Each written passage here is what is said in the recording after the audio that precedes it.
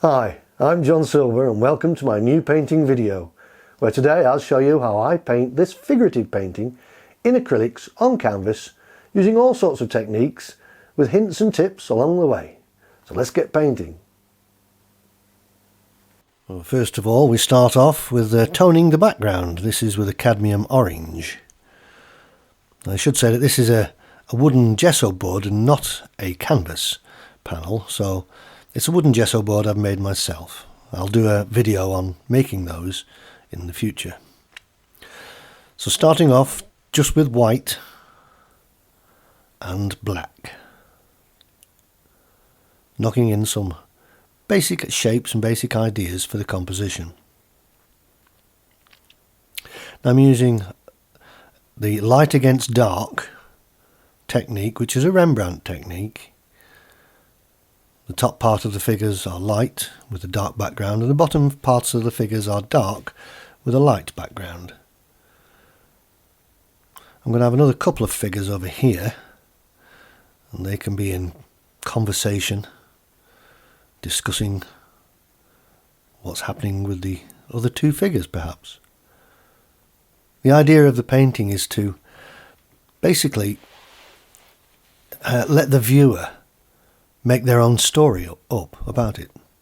Now I'm creating all sorts of little scratches and scrapes using the back of the brush or with this scraper, and these will be painted over. I'm just going to dry it with the hairdryer, make sure it's all nice and dry before I do the next layer. Hairdryer is probably the most important tool in acrylic painting.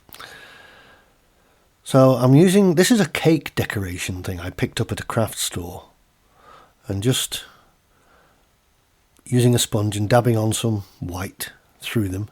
These are other little stencils. And these will create interest into the background. Now, interest in a layer, I should say, because they will be painted over, but they will be there still. You'll be able to see little hints of them here and there, and it's all these layers that create the interest in a painting.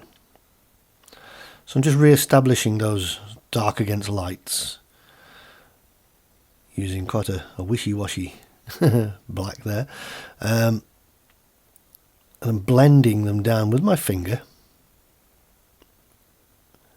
into the darker area. They're white and blending down, establishing some shapes using the light against dark. Again, scratch and scrape. And this area here in the left hand corner, I'm thinking of putting another figure in a minute, just to create a little bit more interest. But you see, I'm washing the black over there. I'm not just using water. There is a glazing medium to bind the pigment together. So here's this other little figure. I'm just going to do crouching down, and you can make your own mind up as to who the figure is and are they relevant to the other characters in the painting.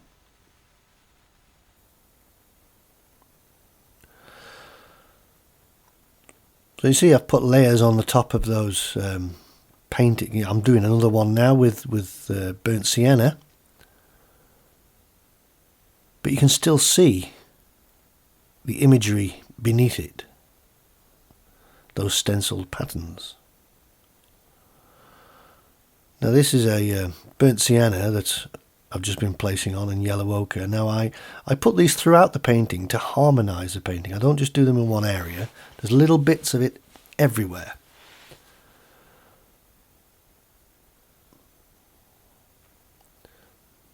Just going to delineate this figure a little bit more. Decide where these people's arms are going to be.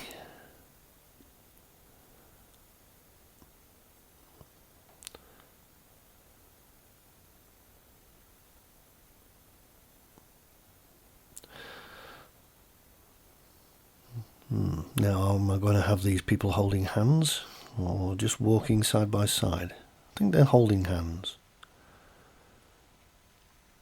Beginning the burnt sienna with white as a flesh tone. give them a little bit of hair, but it's not necessary to give people hair in these types of paintings because your eye makes that up. It's like the faces as well. I'm not going to do detail in the faces because you know they have faces, so your eye makes that up. Just creating a little bit more density now in the painting and contrast. Scratch and scrape, scratch and scrape. I'll put some other marks in this background as well. Scrape and scratch.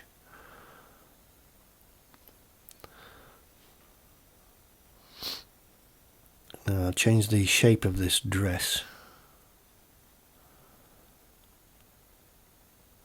So it looks like more like she's walking. And these two are just leaning against the wall discussing, these two people. What are they doing? Have they been somewhere? Are they going somewhere?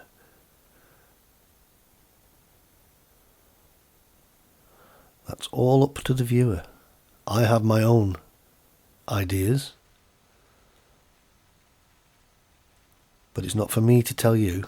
It's you to make your own mind up about what the people are doing. So with the background being dry, I'm just going to glaze over the top. It's picking up a little bit of the white, but again that creates a movement within the painting. So you can see I've glazed over the top, but you can still see hints of those background stencils. Just create that little bit of interest. That's what layers are for, generating interest. If there were flat colours and flat tones, it would be quite boring.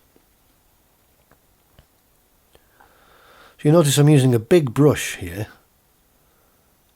All the time I'm using this one brush. Not doing small brushes in this painting, I'm just using the big one. And scratching and scraping. Because I don't want to do details, I'm not interested in details, I'm interested in the feel and the form of it. And the only time I will use a detailed brush is to sign it at the end.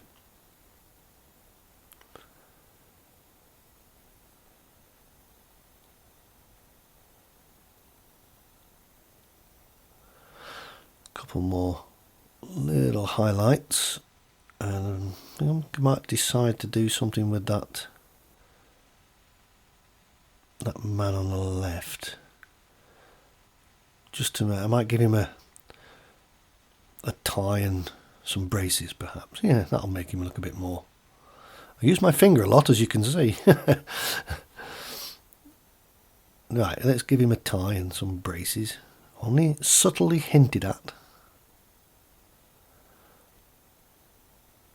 Now just establish the darker areas again. Make the figures stand out. And I think that's not far off now. We just sign it.